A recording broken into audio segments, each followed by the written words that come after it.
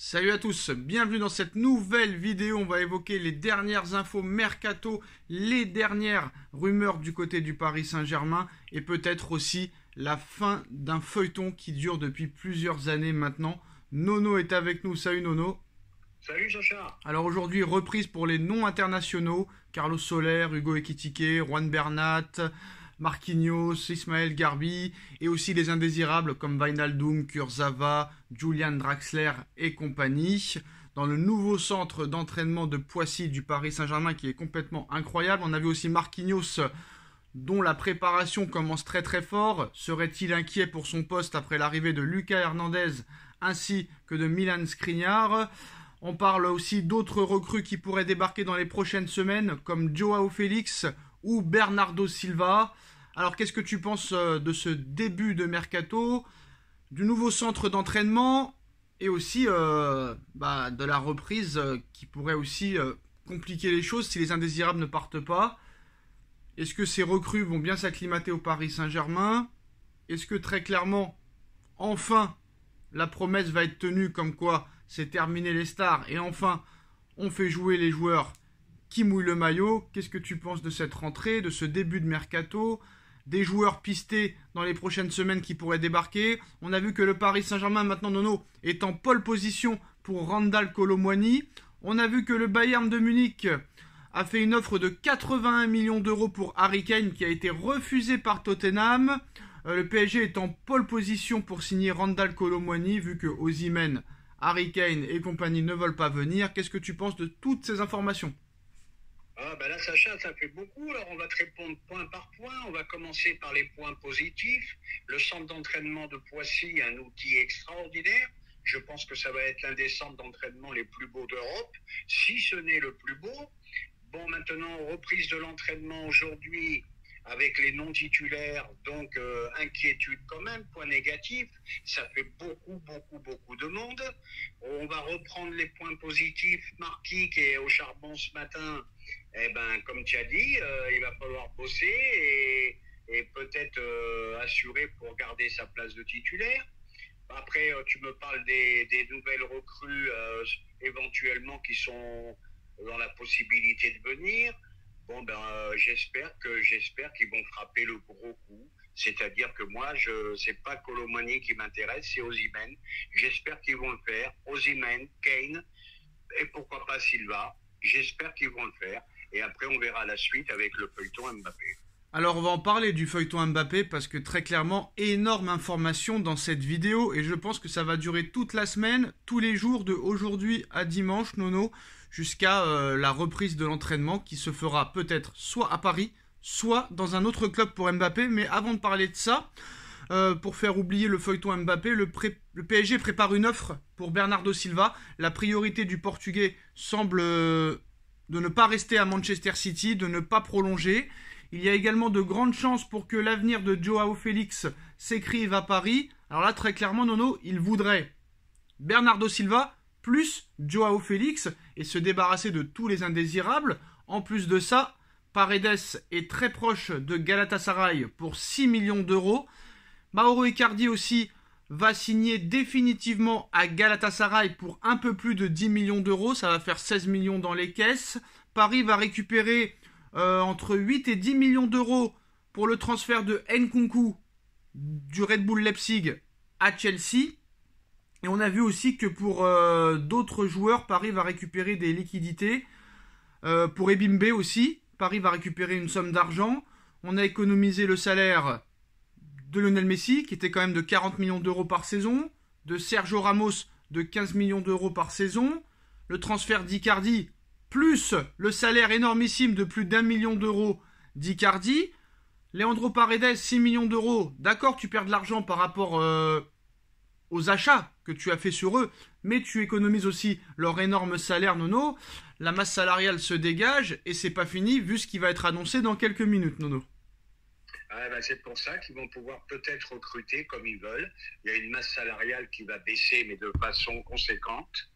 Voilà, bon, Icardi au revoir, comme tu as dit, et voilà, quoi, peu importe le prix, il faut du 109.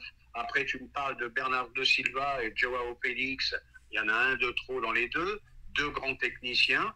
Il n'y a pas photo pour Pas moi, forcément, je Nono, hein, préfère. pas forcément, Nono. Il y en a un qui peut jouer sur le côté ou faux neuf. Il y en a, il joue au milieu de terrain, il est polyvalent, il peut jouer 6, il peut jouer 7, il peut jouer 8.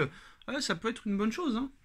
Oui, d'accord, Silva, à 100% d'accord. Joao Félix sur 2 En échecs plus, Nono, consécutifs. Nono, t'as été le premier à dire qu'il faut des effectifs pléthoriques comme Manchester City pour pouvoir gagner la Ligue des Champions. Bah, c'est ce qu'ils veulent faire, hein. Voilà, parce que alors là, c'est extraordinaire. Parce que si on recrute des Ah, Joao bah, regarde Félix le banc pour de avoir. City. Regarde l'équipe de City et le banc de City. Regarde qui c'est qui sort en plein match et regarde qui c'est qui rentre. Donc à un moment Eh ben, donné, t'as peut-être raison, eh c'est ce oui, qu'ils sont, c'est ce qu'ils sont en train de faire cette année. hey, Je pense que tu vas avoir un banc conséquent. Quand tu voyais le banc, la pauvreté du banc du PSG contre le Bayern, et quand tu voyais le banc du Bayern, tu rêvais, quoi. après, Donc peut-être que. après, je vais pas te mentir, Nono, je te coupe. Bernardo Silva, je suis chaud. Joao Félix, je suis pas chaud, hein. D'ailleurs, l'Atlético Madrid est prêt à s'asseoir sur un bon bout de son contrat, rien que pour plus le voir. Ah ben c'est ce que je te disais, Sacha. Il est quand même sur 2 échecs consécutifs, à l'Atlético et à Chelsea. En plus, la somme qu'il demande, moi, ça me paraît imfaisable. L'Atlético demande encore 100 millions, ça me paraît invraisemblable. Donc, moi, je pense que la pige Joao Félix, faut l'oublier. Alors, on l'a annoncé il y a quelques semaines, d'ailleurs, c'était moi qui l'avais annoncé, parce que c'était de la logique, hein, vu que Osimhen, Harry Kane et compagnie, c'était compliqué. Il y a Dusan Vlahovic qui pourrait quitter la Juventus, mais seulement pour une offre importante. Et surtout, Nono, le PSG serait maintenant en pole position pour Randal Kolo Muani.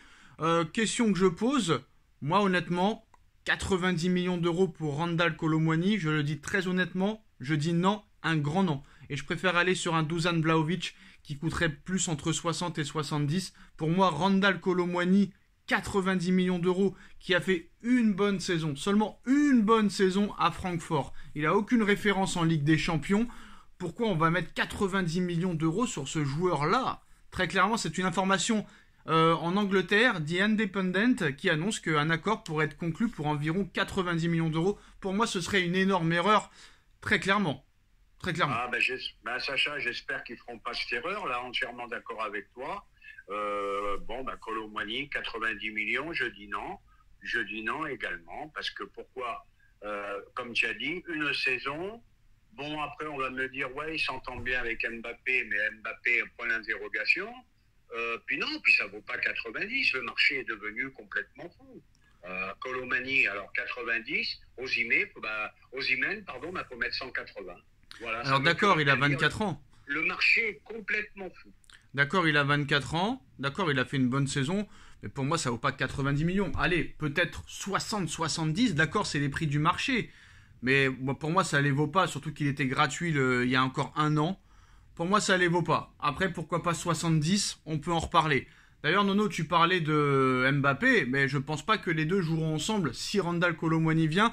Parce qu'on apprend une nouvelle très importante du côté du Real Madrid et du Paris Saint-Germain.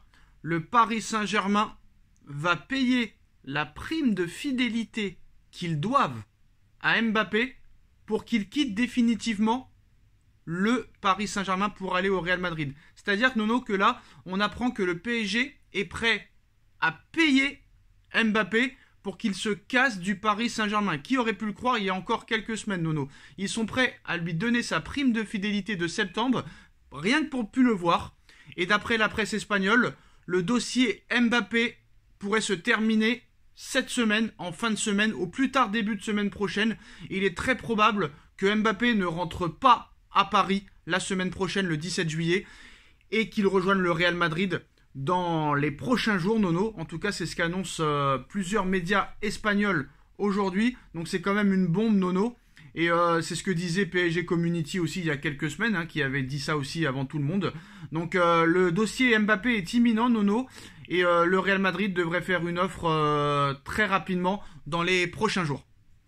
Ah bah c'est la fin de l'histoire, Sacha, c'est la fin de l'histoire. Ils se sont enfin réveillés, ils ont vu qu'ils n'ont pas été récompensés, ils ont donné tout ce qu'ils voulaient. Bon, on va me dire que le mercato n'a pas été respecté, il faut arrêter les conneries. 70 millions par an, des primes de fidélité inimaginables. Voilà, ils en ont plein le cul. Le prince a dû tirer l'oreille à Nasser et lui dire ça suffit, on arrête avec lui, on va sur autre chose, on construit une équipe. Eh bien, c'est la fin de l'histoire, tout simplement. Alors, autre information, Nono. Et moi, je te dis sincèrement, pour finir, je suis pas mécontent. Alors, autre information, Nono, le Real Madrid et Florentino Pérez pensent finaliser le transfert de Kylian Mbappé du Paris Saint-Germain au Real Madrid cette semaine. Tu y crois pas, ou ça va durer quand même un peu plus longtemps? Cette semaine, j'ai quand même... Pour eux, c'est plus ce week-end, on va dire. Ça veut dire en fin de semaine. Ah, ben tout est possible dans ce milieu, tout est possible. Hein. Et un jour, il peut arriver cette bombe un matin, on ne sait pas d'où ça. Mais apparemment, Pérez et l'émir sont déjà d'accord depuis un moment, hein, depuis le mois de mai déjà, sur 200 millions d'euros plus 50 millions d'euros de bonus. Et en fait, le problème, c'est que Paris devait régler avec Mbappé ses problèmes de prime de fidélité. Parce que voilà, on va pas se mentir, Nono, il était impossible que Mbappé laisse passer ses 80 millions d'euros de primes. Et si pour le Paris Saint-Germain, il n'y a que ça à faire, ils sont prêts à lui payer. Malheureusement, Nono, est-ce que Paris serait gagnant? Si, admettons, Paris le vend 200 millions, mais qu'il lui donne 80 millions d'euros à Mbappé, est-ce que Paris ferait l'affaire et en fait ne récolterait que 120 millions en fait? Ah, mais c'est plus une affaire financière à ce niveau-là, moi je pense. Ah, c'est pas une affaire financière? Ah bah dis donc, alors là t'es fort. Le PSG n'a pas, tu le sais très bien, Sacha, le PSG n'a pas besoin d'argent. Bah pourquoi ils disent qu'il faut pas le laisser partir gratuit alors? Bah, faut pas le laisser partir gratuit parce que c'est vraiment pour leur amour propre. Ils peuvent pas laisser partir un joueur gratuit qui a coûté une tonne, au moins un minimum. Et ben tu payes la prime de fidélité. Ouais, mais je suis pas d'accord. Je suis pas d'accord. Tu es pas d'accord. Non, parce que retirer, le vendre 200 millions pour après lui redonner à lui 80 millions d'euros, tu fais pas une belle affaire pour moi. D'accord, tu récoltes 120 millions, c'est mieux que rien. Mais le PSG versera à Kylian Mbappé une partie, Nono. Alors ça, c'est une chose qu'on n'a pas bien regardé, Nono. C'est une précision à prendre en compte. Le PSG versera à Mbappé une partie de sa prime de fidélité. Ça change beaucoup de choses. Et un accord pour son départ semble désormais imminent. Donc c'est une partie, Nono. Donc qu'est-ce que ce sera? Ce sera 50%, 60%, 40%? Ah ben on verra bien, là, on peut pas parler... Là, ça change tout quand même. Là, ça change tout. Hein. Bah, ça change tout au discours. Mais de toute façon, pour moi, c'est la fin de l'histoire. Il faut arrêter. Stop, ça suffit. Ça fait 6 ans que ça dure. Ça peut plus durer. Ils ont enfin compris. Alors voilà, hein, c'est la bombe de cette vidéo. C'est la bombe du jour. Et je pense qu'il y aura d'autres infos dans la soirée. Demain, après-demain, toute la semaine, le PSG versera à Kylian Mbappé une partie de sa prime de fidélité. Un accord pour son départ semble désormais imminent. Et le Real Madrid et Florentino Pérez pensent boucler le transfert de Mbappé au Real Madrid cette semaine, ce week-end ou en début de semaine prochaine. Maintenant, on parle d'une somme de 200 millions d'euros plus 50 millions d'euros de bonus qui sera atteignable au nombre de matchs joués de Kylian Mbappé au Real et aussi s'il a un ballon d'or dans les prochaines années. On va se retrouver aussi dans quelques instants pour évoquer d'autres informations parce que sinon cette vidéo sera trop longue. Dites-moi en commentaire ce que vous en pensez. On like, on partage, on commente, on s'abonne. C'est la fin du feuilleton Mbappé peut-être cette semaine. Donc restez branchés. Merci Nono, merci à tous. Tchuss.